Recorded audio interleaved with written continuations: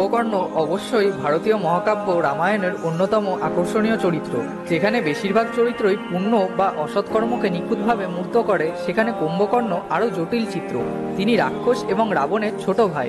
তার দানবীয় আকার এবং মহান ক্ষুধা সত্ত্বেও তাকে ভালো চরিত্রের বলে বর্ণনা করা হয়েছিল। যদিও তিনি শুধুমাত্র তার ক্ষমতা দেখানোর জন্য অনেক সন্ন্যাসীকে হত্যা করেছিলেন এবং খেয়ে ফেলেছিলেন, তাকে এতটাই ধার্মিক, বুদ্ধিমান এবং সাহসী মনে করা হতো যে ইন্দ্রও তাকে হিংসা করতেন। আসুন বন্ধুরা, এক কাপ চা নিয়ে নিন এবং জেনে নিন কুম্ভকর্ণ সম্পর্কে কিছু অজানা তথ্য। ভয়ানক ক্ষুধা নিয়ে এক ঘুমন্ত রাক্ষস, যা বিশ্বাস করা বেশ কঠিন।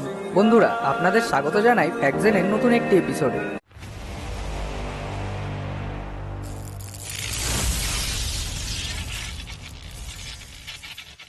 Fact number 1। ইন্দ্র কুম্ভকর্ণের প্রতি ঈর্ষান্বিত ছিলেন। প্রাচীন ভারতীয় মহাকাব্য রামায়ণ অনুসারে স্বর্গ বা স্বর্গলোকের অধিপতি ইন্দ্রকে কুম্ভকর্ণের প্রতি ঈর্ষান্বিত হতে বলা হয়, কারণ তিনি ক্ষমতায় সর্বোচ্চ, ব্যতিক্রমী জ্ঞানী এবং ধার্মিক ছিলেন। Fact number 2। ব্রহ্মযজ্ঞ এবং কুম্ভকর্ণের বর।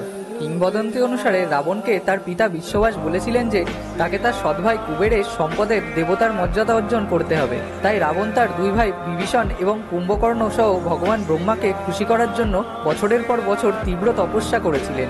যখন কুম্ভকর্ণের ব্রহ্মার কাছ থেকে বর চাওয়ার সময় এলো, তখন ইন্দ্রের অনুরোধে দেবী সরস্বতী তার জিহ্বা বেঁধে দিয়েছিলেন। তাই ইন্দ্রাসন অর্থাৎ ইন্দ্রের সিংহাসন জিজ্ঞাসা করার পরিবর্তে তিনি নিদ্রাসন অর্থাৎ ঘুমানোর জন্য বিছানা চেয়েছিলেন। তার অনুরোধ মঞ্জুর করা হয়েছিল। কেউ কেউ বলে যে দেবী সরস্বতী তার জিহ্বা বেঁধে তাকে ভুল কথা বলিয়েছিলেন, এই ভয়ে যে কুম্ভকর্ণ দেবতাদের রাজা হলে স্বর্গে সমস্যা হবে। কিন্তু তার ভাই রাবণ ব্রহ্মাকে এই বর ফিরিয়ে দিতে বলেছিলেন, কারণ এটি বাস্তবে একটি অভিশাপ ছিল। এই কারণে কুম্ভকর্ণ 6 মাস ঘুমিয়েছিলেন এবং যখন তিনি জেগে উঠতেন তখন তিনি মানুষসহ আশেপাশের সমস্ত কিছু খেয়ে ফেলতেন। Fact number 3। কুম্ভকর্ণের খাওয়ার ক্ষমতা হতবাক করার মতো ছিল। কুম্ভকর্ণ অত্যন্ত শক্তিশালীও ছিলেন এবং সমগ্র বিশ্বে তাকে চ্যালেঞ্জ ও পরাজিত করার মতো ক্ষমতা এমন কারোর ছিল না। সে যখন জেগে থাকতো তখন সারাদিন মদ্যপান এবং খাওয়ার খেত, তারপর 6 মাস আবার তিনি ঘুমাতেন।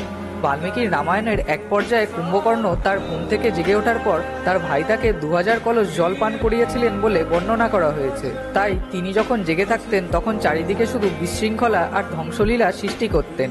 Fact number 4। কুম্ভকর্ণ যুদ্ধ করার জন্য জাগ্রত হয়েছিল। রাম ও রাবণের মধ্যে যুদ্ধ শুরু হলে বানর বাহিনী রাবণ বাহিনীর অনেক সৈন্যকে হত্যা করেছিল। রাবণের তার ভাইদের সাহায্যের প্রয়োজন ছিল এবং তাকে জাগানোর সিদ্ধান্ত নিয়েছিলেন। কুম্ভকর্ণকে জাগানোর একটি কঠিন কাজ ছিল। অবশেষে তার দেহের ওপর দিয়ে হাতি বাহিনী হেঁটে যায় এবং অনেক প্রচেষ্টার পর তারা কুম্ভকর্ণকে জাগাতে সফল হয়েছিল। Fact number 5। সীতাকে অপহরণ করার জন্য রাবণের প্রতি কুম্ভকর্ণ অসন্তুষ্ট ছিলেন। যখন কুম্ভকর্ণ জেগে ওঠে এবং রামের সাথে রাবণের যুদ্ধের পরিস্থিতি সম্পর্কে অবহিত হয়, তখন তিনি রাবণকে বোঝানোর চেষ্টা করেন যে তিনি যা করেছেন তা ভুল। জগদম্বা হরিয়ানি এখন সহচারিত কল্যাণ। এগুলি ছিল রাবণের প্রতি কুম্ভকর্ণের কথা।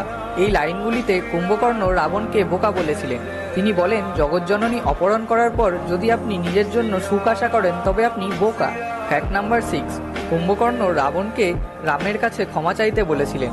রামের সাথে এই যুদ্ধের পরিণতি সম্পর্কে রাবণকে ব্যাখ্যা করার জন্য কুম্ভকর্ণ কঠোর চেষ্টা করেছিলেন। তিনি রাবণকে রামের কাছে ক্ষমা চাইতে এবং সীতাকে ফিরিয়ে দিতে বলেন। রাক্ষস বংশকে বাঁচানোর এটাই ছিল একমাত্র উপায়। তবে রাবণ তার কথা শুনতে রাজি হননি। তাই অবশেষে তিনি তার ভাইয়ের প্রতি আনুগত্যের কারণে যুদ্ধে লড়াই করাই বেছে নিয়েছিলেন। Fact number 7। যুদ্ধ এবং তার মৃত্যুতে কুম্ভকর্ণ। রাবণ যুদ্ধ বাতিল করতে অস্বীকার করলে কুম্ভকর্ণকে তার ভাইয়ের গর্ব বজায় রাখতে যুদ্ধের অংশ হতে রাজি হতে হয়েছিল। কুম্ভকর্ণ জানতেন যে রাম ভগবান বিষ্ণুর অবতার এবং যুদ্ধে তাকে পরাজিত করা অসম্ভব। এত কিছুর পরও তিনি যুদ্ধের ময়দানে নেমেছিলেন। তিনি যুদ্ধক্ষেত্রে অতুলনীয় ছিলেন, কারণ তার এত শক্তি ছিল। তিনি এতটাই শক্তিশালী ছিলেন যে তিনি রামের সেনাবাহিনীকে ধ্বংস করেছিলেন, হনুমানকে আহত করেছিলেন এবং সুগ্রীবকে অজ্ঞান করে ফেলেছিলেন এবং তাকে বন্দী হিসেবেও নিয়ে গিয়েছিলেন। কিন্তু রামের হাতে অবশেষে তিনি নিহত হন। রাবণ যখন তার ভাইয়ের মৃত্যুর কথা শুনেছিলেন তখন তিনি অজ্ঞান হয়ে গেলেন এবং ঘোষণা করলেন যে তিনি সত্যি এবার ধ্বংস হয়ে গেছেন। Fact number 8। কুম্ভকর্ণ এবং তার পুত্র।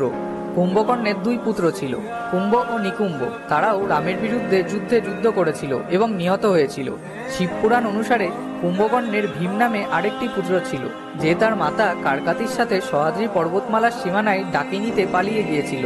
ভীম ভগবান বিষ্ণুকে ধ্বংস করার শপথ নিয়েছিলেন এবং ভগবান ব্রহ্মার প্রদত্ত আশীর্বাদের ভিত্তিতে সন্ত্রাসের প্রচার শুরু করেছিলেন। যখন ভীম ভগবান শিবের একজন ভক্তকে পরাজিত করেছিলেন এবং তার তপস্যায় বাধাগ্রস্ত করেন, তখন ভগবান শিব ভীমকে ধ্বংস করেন এবং সেই স্থানে নিজেকে ভীমশঙ্কর জ্যোতির্লিঙ্গের আকারে উদ্ভাসিত করেন, যেটি 12টি জ্যোতির্লিঙ্গের মধ্যে একটি। ফ্যাক্ট নাম্বার 9, কুম্ভকর্ণের দর্শনের জ্ঞান। পাপ, পুণ্য, ধর্ম বা কর্মের সঙ্গে কুম্ভকর্ণের কোনো সম্পর্ক ছিল না। তিনি 6 মাস ঘুমাতেন এবং তারপরে একদিন জেগে উঠতেন এবং কেবল সেই দিনই তার হৃদয়ের তৃপ্তি ভরে খেতেন। বাকি দিন তিনি তার আত্মীয় স্বজনদের সাথে দেখা করতেন এবং তারা কেমন আছেন জেনে কাটাতেন। যদিও তিনি একজন রাক্ষস ছিলেন, কিন্তু তিনি সবসময় হিংসা থেকে দূরে থাকতেন। এই কারণে নারদমুনি তাকে দর্শনের সমস্ত দিক শিখিয়েছিলেন। রাবণের ভুল এবং অন্যায় কাজগুলির উপলব্ধি করতে সক্ষম, এমনকি নির্দিষ্ট সময়ে হস্তক্ষেপ এবং মধ্যপন্থা করারও চেষ্টা করেও তিনি তার যোদ্ধা নৈতিকতার দ্বারা আবদ্ধবোধ করে প্রকাশ্যে তার বিরোধিতা করতে অক্ষম হন। অবশেষে কুম্ভকর্ণ ভগবান রামের হাতে বিনাশ হয় এবং মোক্ষ লাভ করেন। ফ্যাক্ট নাম্বার 10, বিকর্ণের সাথে কুম্ভকর্ণের তুলনা। কুম্ভকর্ণের চরিত্রটিকে অন্য মহান হিন্দু মহাকাব্য মহাভারতের দুর্যোধনের ভাই বিকর্ণের সাথে তুলনা করা যেতে পারে।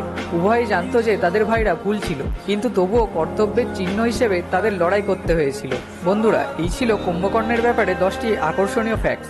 আপনাদের যদি ভিডিওটি ভালো লেগে থাকে তবে একটি লাইক এবং শেয়ার করে দেবেন। আর এইরকমই আরও নতুন নতুন অবাক করানো ভিডিও দেখার জন্য আমাদের চ্যানেল ফ্যাক্টজেনটিকে সাবস্ক্রাইব করে বেল আইকনটি প্রেস করে দেবেন।